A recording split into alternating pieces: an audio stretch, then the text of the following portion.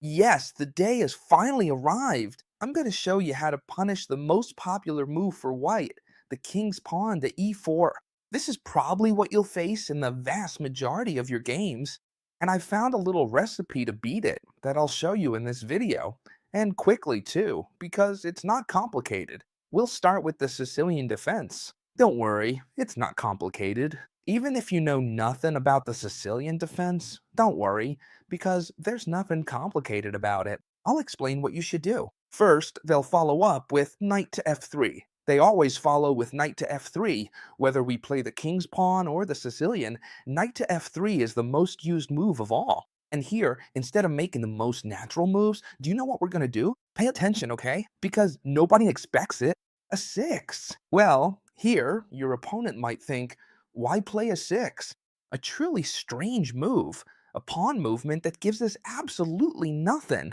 Well, here's the thing. They can continue in a completely normal way by playing d4, which is the most popular move of all. It would be a bit strange if they played this bishop here. If they have no idea about the Sicilian, they might play it, but we could simply keep advancing these pawns. They couldn't go back because we'd win the bishop. If they come this way, we could start putting on a lot of pressure. Therefore, the normal thing here is that instead of developing the bishop, right, what they'll do is play d4, which is the best move and the most logical one, and also the most used. Watch closely. We trade the pawn. In the Sicilian defense, the c pawn is always exchanged for the d pawn.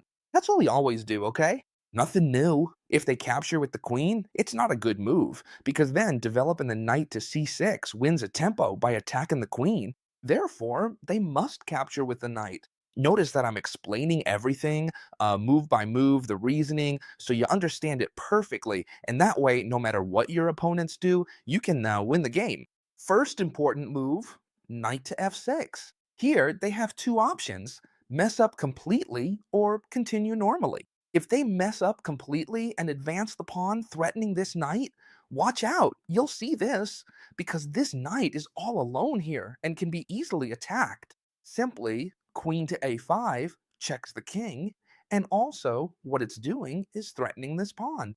Therefore, they can't defend both things at once, and as a result, will win that pawn completely for free and have a very comfortable game with an extra pawn and especially the most important pawn in the position. But the real trick comes when they keep playing normally and don't fall for this trap, but instead, when we threaten the pawn with knight to f6, they defend it with knight to c3. In other words, they play in a completely normal way. And this is exactly what we want, for them to play normally because they're going to fall into our massive trap.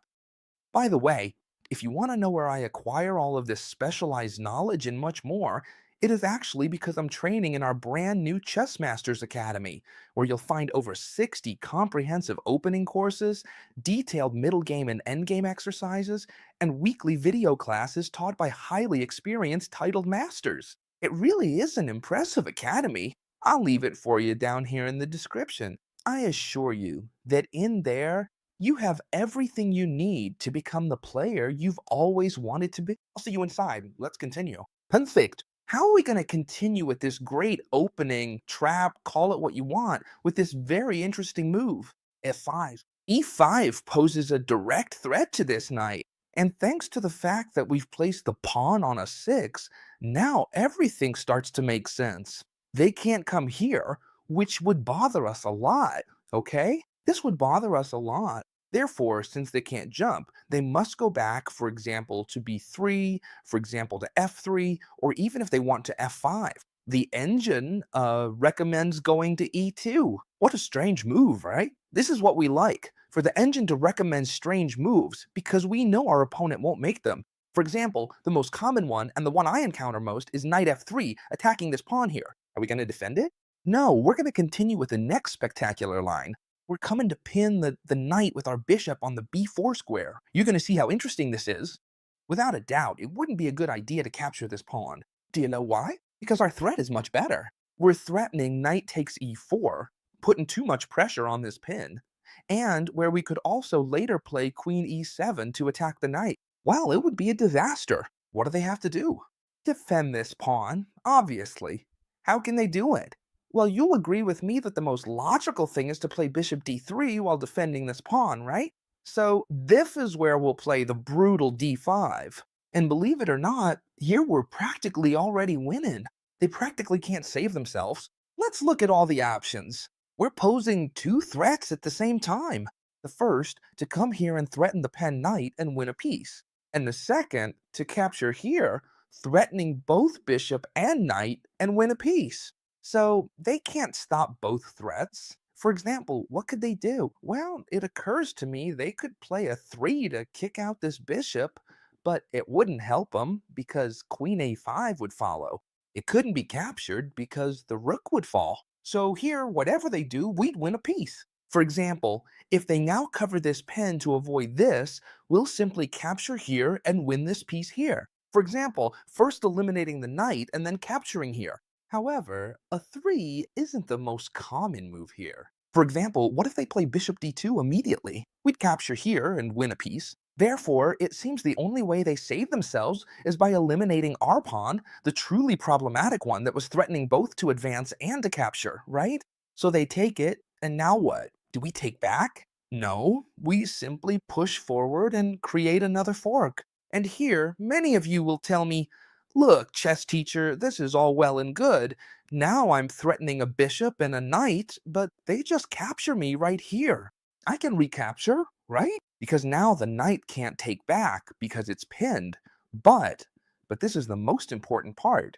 They play queen e2, pinning this knight, so they'll just win it back. Well, no, don't worry, because they don't have time to win back this knight, because we'll do the next important thing. Bishop takes knight, pawn takes bishop, and now the key move is castling. And they no longer have time to recover this knight, because they only have one chance to capture it now. Otherwise, we'll just pull it back and save it, leaving us with an extra piece. And if they take it, then simply rook e8, pinning the queen and the king, so we'd win the queen. Or they can put a piece in front of the queen and the rook. Therefore, we'd only win this piece, but it's very simple. We play f6, and this piece will be captured. It can't move away. For example, it could continue f4, pawn takes, pawn takes. We keep pressing with knight d7, they defend it. For example, knight of 6, a brutal move, threatening the queen, also threatening this pawn. And you can see that we have, logically, a full piece advantage, and the position is also very advantageous for us. We attack here, we attack here. Sure, chess teacher, I'll be very happy if this knight retreats to f3, but as you told me yourself, this knight can go to both b3 and f5 as well. How should I react? First, if they go to f5, you should know it's not a very good move. You can react immediately with this d5. Very good move. Why? Because now, first, they can't take you because they'd lose the knight, see? This pawn is very important and must be defended. However, they can also make the best move, right? The best move is this one. They're trying to annoy us here with this bishop pinning the knight. No need to worry. You can push this pawn attacking the knight once it jumps in. Then it seems like we're in trouble, but the thing is, they're going to lose material here. Why? Because the d4 pawn is an overloaded piece. You know what an overloaded piece means, right? A piece that defends two pieces at once. Therefore, we eliminate one while deflecting the pawn, and then the other knight is left completely hanging, and we have an extra piece again. And now, the most important part of the video. What happens if they play the best move for white? How should I react? Because imagine they don't fall for the little trap. Easy, I assure you. e4, c5, Sicilian defense. We play a 6, an important and key moment. We must play this a 6 no matter what, okay? How do we continue? Well, the most normal thing is that the center pawns are exchanged here, and now we'll play knight f6. So if they make the mistake of pushing, we have queen a5 winning the pawn. And if they play the correct knight c3, we're going to play e5. We've punished knight f3, we've punished knight f5, and now let's see how to play against the best move, knight b3. Very simple. What we should do is start with this pin right here. What are we threatening? We're threatening the following. Knight takes e4. Because now this knight isn't defending because it's pinned, so they have two options. Defend this pawn with f3 or with bishop d3. The best one is with the bishop. What happens if they defend with the pawn? Very simple. When they defend with the pawn, we break in the center, okay? so that now we're threatening to advance and win this point here again. You remember, right? So they must capture. And when they capture, we simply make these exchanges. They quickly realize we're threatening to capture here, so they must cover the pin, and I recommend making the exchanges, okay? And here, once you exchange everything, as you can see, you have a very, very favorable position. Why? Because here, the black pieces are the ones putting on the pressure. These pawns are completely weak. This castling's going to happen right away. This pawn is in a weird spot where this diagonal will always be open for the king. Therefore, this position is a bit strange for white and very easy to play for black. And what if they make the best move? That is, instead of defending with the pawn, they defend with the bishop. I'll go through it quickly. Don't be afraid to repeat, because that's what works best to make it stick in your head. E4, c5, knight f3, a6, d4, c takes d4, knight takes d4, knight f6, knight c3, e5, knight b3. The good one. We'll continue with this bishop b4.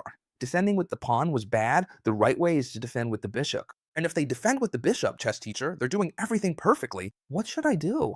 Simple! You're going to do the following. Capture this knight so that you double the pawns. See how simple it is? This structure is technically losing for the white pieces. It's true, they haven't fallen for any tricks. However, we're in a much better position. We play d6, for example. They castle, we also castle. No matter how much they try to come here and do things they shouldn't, right? We can stop it very easily. For example, we kick out the bishop. Bishop e6, right? We come with knight d7. This is more for guidance, okay? They've done it perfectly. I'm showing you how to do it in case you have no idea. So that, now we're going to place the rook on c8 on the semi-open file, attacking these two pawns that are very weak and will end up falling because the only way to save them would be to advance them, and then the bishop and the rook would come and capture them, right? We can also play this b5, queen b6, queen c7. It's a tremendously correct position and better for black than for white. And that's if they haven't fallen into our trap. As you can see, this great trap and opening for the black pieces is fabulous. If you like these kinds of videos, leave me a big like, okay? Remember, you've got the new Academy down in the description, which I honestly recommend 200% because it has so many things to study. You want to spend all day training, and we'll see each other tomorrow, as always, in the next video, friends. Bye!